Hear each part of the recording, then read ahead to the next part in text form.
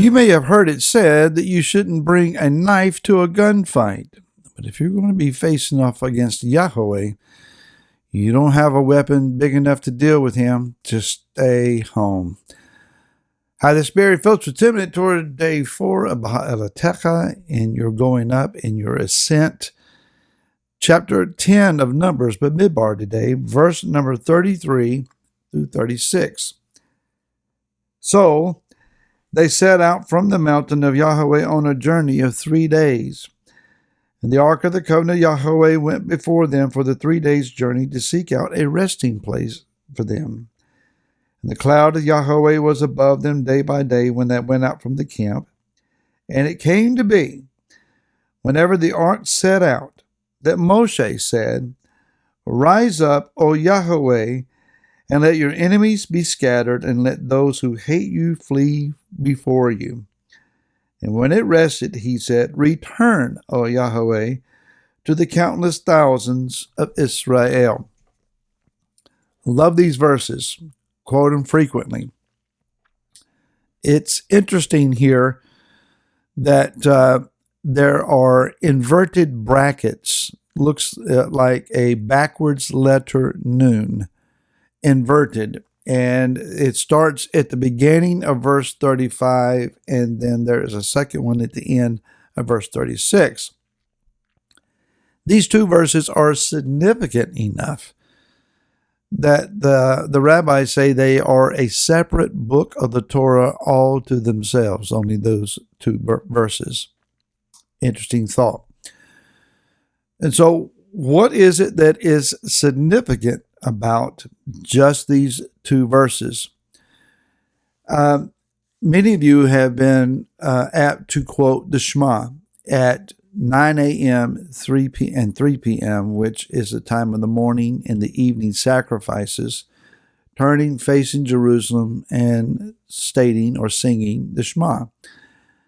I have often added to that from Matthew 6, Yeshua's instructions about how to pray. Your kingdom come, your will be done on earth, O Yah, as it is in heaven. And then adding finally these verses, "Arise, O Yah, and let your enemies be scattered. Let those who hate you flee before you.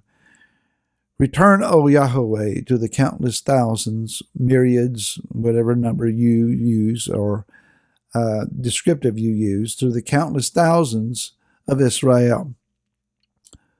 These are, in many ways, warfare verses. There is a preferred mindset that we go easily into the kingdom, that we just mind our own business, operating gifts, heal folks, speak powerful words, see the powers of darkness shirk and shrink back from us, and just give up the fight. And that we just stay in our armor, flags unfurled, and move straight into the kingdom and a great victory march. We may have some harder fought battles than what we would prefer between now and then. We'll see. But there are certain verses that tend to describe the power of Yah, his authority over darkness, his desire for you and I to walk in that power over darkness, to stand our ground, to be vigilant, to be valiant-hearted, to be victorious. You can't win a victory unless you've been engaged in some sort of contest or a fight. Victories are not free. So, looking at what we're reading here, what is it actually saying? Well, number one, it says, "Rise up, O Yahweh, and let your enemies be scattered, and let those who hate you flee before you." This is, I believe, a reference to the resurrection of Yeshua, my opinion. But it also seems to state to us that if Yah does not rise up, that the enemies are not scattered, that they remain aligned and on the field in a contesting position, that they are resistant, And what is going to cause them to scatter is not our yelling, screaming, or declarations of belief, but rather the rising up of Yah. Make no mistake about it, when Yeshua rose from the dead, there was an incredible victory that took place. And first Yochanan, 1 John chapter 3, verse 8 says, "The one doing sin is of the devil, because the devil has sinned from the beginning. For this purpose the Son of Elohim, Yeshua, was manifested, to destroy the works of the devil." He led them in a triumphant display, glorying over them. So says Colossians chapter number 2.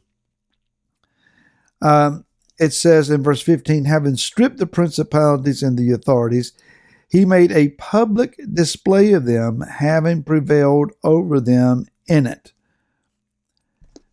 Yeshua led them in their chains in a triumphal entry.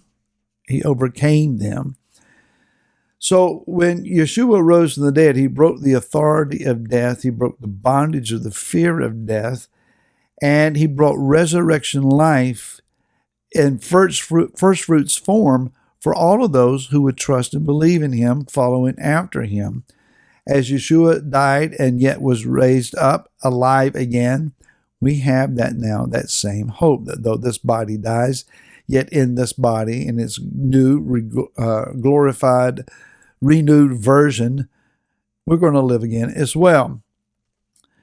It also is indicative of what we see in the book of Genesis, chapter number 22, and I'm trying to get there hurriedly.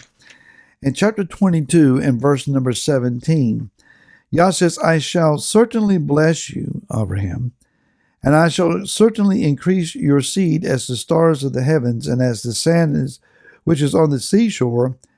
And notice this line, "and let your seed possess the gates," or the gate of their enemies. The gate is the place of authority, the place of legality, the place where jurisprudence takes place, where covenant is enacted.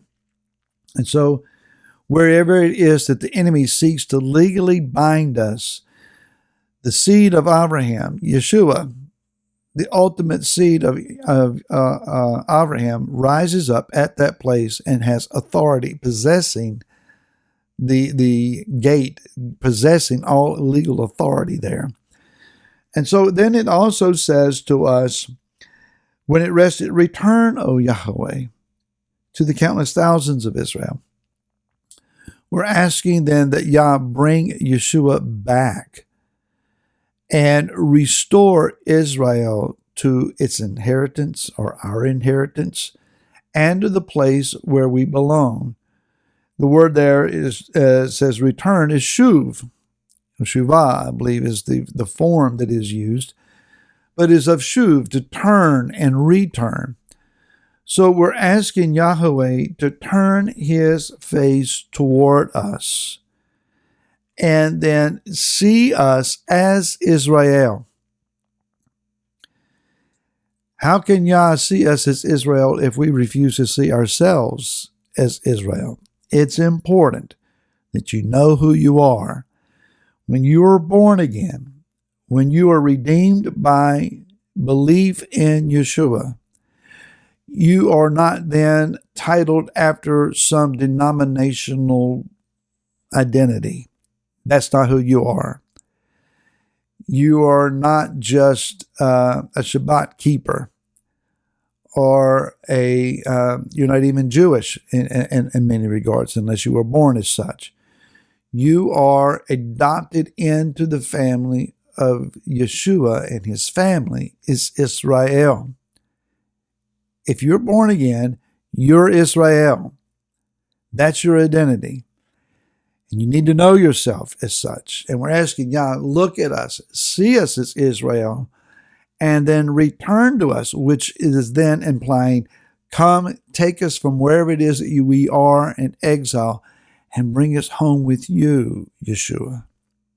No wonder these verses are so powerful. May they be powerful in your life today. And hopefully we'll see you again tomorrow. To then, shalom.